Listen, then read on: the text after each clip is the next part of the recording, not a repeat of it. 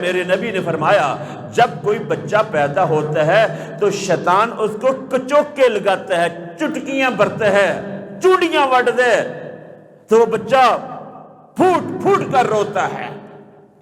چھوٹے ننھے بچے عموماً روتے رہتے ہیں، چپ نہیں کرتے، ان کو عموماً شیطان کی طرف سے تکلیف ملتی ہے، وہ بتا نہیں سکتے ہوتے، اپنی کیفیت کا اظہار رونے کے ذریعے کرتے ہیں۔ بس اوقات ان کو کوئی تکلیف ہوتی ہے اور عموماً ان کے جسم کے اندر بھی کوئی تکلیف ہوتی ہے تو وہ شیطان کی طرف سے ہوتی ہے۔ ان کو شیطان عموماً کئی دفعہ چٹکیاں برتا ہے، تنگ کرتا ہے، ہمیں نظر تو نہیں آتا لیکن بچہ اس تکلیف میں مبتلا رہتا ہے۔ ایسی صورت میں بچوں کو دم کرنا چاہیے۔